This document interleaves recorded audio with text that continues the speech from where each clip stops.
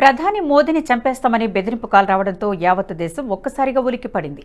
మోదీని చంపేస్తాం, అందుకు ఓ ఆయుధాన్ని కూడా సిద్ధం చేశామని Mumbai police traffic control room కు కాల్ వచ్చింది. బెదిరింపు కాల్తో అలర్ట్ అయిన రంగంలోకి దిగిన పోలీసులు కాల్ ఎక్కడి నుంచి వచ్చింది, ఎవరు చేశారు అనే కోణంలో దర్యాప్తు ప్రారంభించారు. అంబోలి పోలీస్ కంట్రోల్ రూమ్ కు వచ్చిన ఫోన్ కాల్ ఒక మహిళ చేసినట్లు పోలీసులు గుర్తించారు. వెంటనే ఆమెను గుర్తించి అరెస్టు చేశారు. ఆమె వయసు 35 సంవత్సరాలు ఉంటుందని వెల్లడించారు. అయితే ఆ మహిళ మానసిక ఆరోగ్యం సరిగా లేకపోయి ఉండొచ్చని పోలీసులు అనుమానం వ్యక్తం చేస్తున్నారు. ఈ ఘటనపై కేసు నమోదు చేసి దర్యాప్తు చేపట్టినట్లు వెల్లడించారు ముంబై పోలీసులు.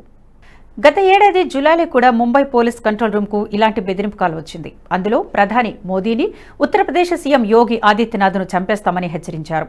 గుర్తు తెలియని వ్యక్తి ముంబై పోలీస్ కంట్రోల్ రూమ్లోని ల్యాండ్లైన్ నెంబర్కు కాల్ చేసి ప్రధానిని, యూపీ సీఎంను చంపేస్తారని బెదిరించాడు.